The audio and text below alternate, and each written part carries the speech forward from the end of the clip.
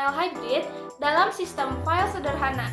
Video ini merupakan bagian dari tugas mata kuliah sistem operasi yang disusun oleh saya Ismi Hasni Herunisa, Saya Nubias Rupiani, Saya Najia Fiakufa, dan saya Deswita Putri Aryani. Di dalam video ini, kami akan membahas bagaimana cara membangun sistem file sederhana menggunakan pendekatan kernel hybrid. Mulai dari pengertian dasar kernel hybrid, desain arsitektur sistem file, proses implementasi di kernel space dan user space, hingga integrasi dan pengujian sistem. Tujuannya adalah agar kita bisa memahami bagaimana sistem operasi mengelola file dan disk secara efisien, sekaligus menjaga keamanan dan modularitas antar komponen. Langsung saja, mari kita mulai! Pertama, kita akan mengenal apa itu kernel hybrid. Kernel hybrid adalah pendekatan desain sistem operasi yang menggabungkan dua arsitektur utama, yaitu ada kernel monolitik dan mikrokernel. Dari monolitik, kita mendapatkan kecepatan karena banyaknya komponen inti berada langsung di kernel. Dari mikrokernel, kita mendapatkan keamanan dan fleksibilitas karena komponen lainnya dipisahkan ke user space. Dalam implementasi kami, komponen seperti driver disk berada di kernel space untuk efisiensi akses ke hardware, sementara layanan file system berjalan di user space agar lebih modular dan mudah dikembangkan. Selanjutnya, mari kita bahas arsitektur sistem file sederhana yang digunakan dalam implementasi kernel hybrid ini. Arsitektur ini dibagi menjadi 3 komponen utama. Yang pertama ada driver disk, selanjutnya ada server file system, dan ada aplikasi pengguna. Setiap komponen ini memiliki lokasi kerja, fungsi khusus, serta cara berkomunikasi satu sama lain. Kita akan jelaskan satu persatu berdasarkan tabel berikut. Pertama, ada driver disk. Komponen ini bekerja di kernel space, yaitu ruang inti sistem operasi yang memiliki hak akses langsung ke perangkat luas. Tugas utamanya yaitu membaca dan menulis data pada sektor di disk. Untuk berkomunikasi dengan komponen lain, driver disk menggunakan sistem call, yaitu mekanisme bagi aplikasi atau layanan user space agar bisa meminta layanan dari kernel. Kedua, ada server file system. Komponen ini berada di user space, artinya ia tidak langsung mengakses hardware, namun tetap memiliki peran penting, yaitu mengelola struktur direktori dan nama file. Tugas utamanya adalah menerjemahkan nama file menjadi lokasi sektor disk, tempat data file tersebut disimpan.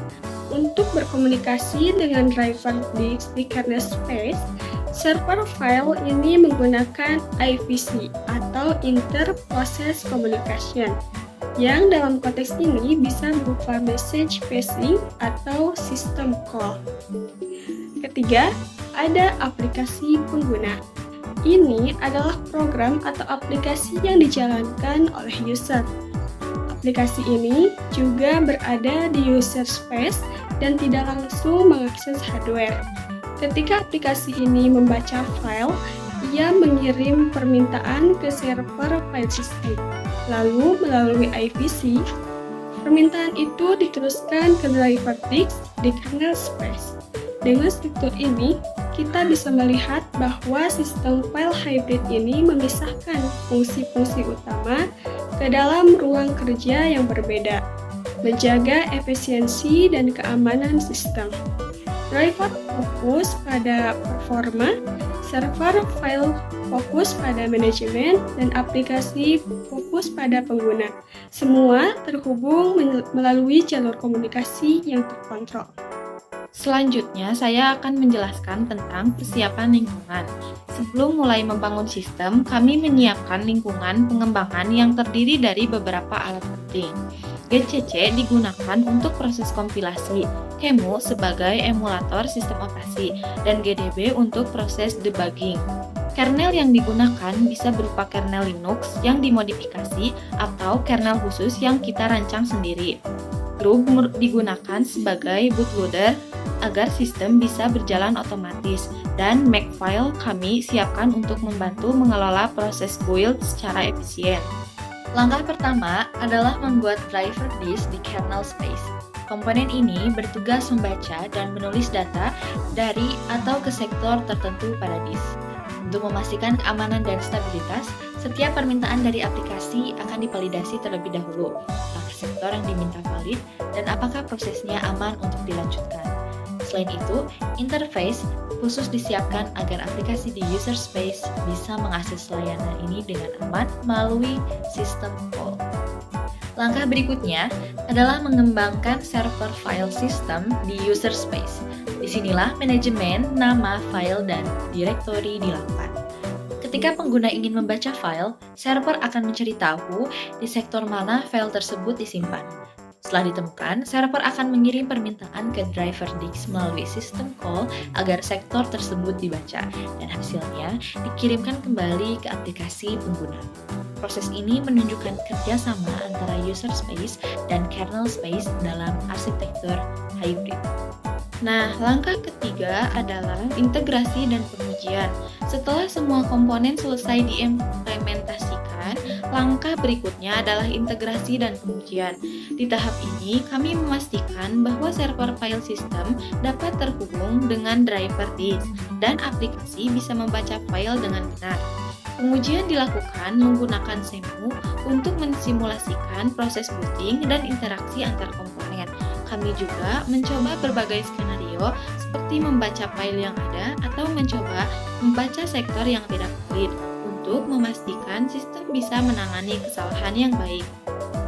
Dari apa yang telah kita bahas, dapat disimpulkan bahwa membangun sistem file dengan pendekatan kernel hybrid memungkinkan kita menggabungkan kecepatan dan modularitas.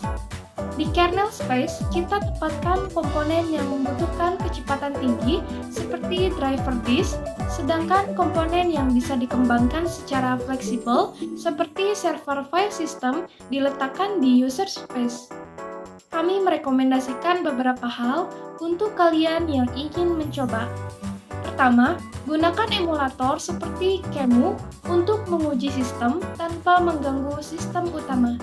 Kedua, dokumentasikan setiap bagian kode agar mudah dipahami oleh tim. Ketiga, pastikan setiap interaksi antar komponen dilengkapi dengan validasi dan error handling. Dengan langkah yang sistematis, kalian bisa membangun sistem operasi sederhana yang fungsional dan aman.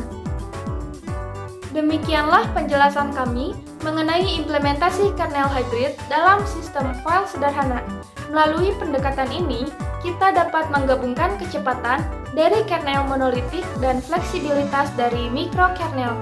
Komponen-komponen utama seperti driver disk, server file system, dan aplikasi pengguna berhasil diintegrasikan dengan baik menggunakan komunikasi antar proses dan sistem call. Semoga penjelasan ini dapat memberikan gambaran yang lebih jelas tentang bagaimana konsep sistem operasi diterapkan dalam bentuk nyata dan sederhana. Terima kasih telah menyimak video ini sampai akhir. Jika ada pertanyaan, saran, atau masukan, jangan ragu untuk berdiskusi. Sampai jumpa di pembahasan berikutnya. Dah!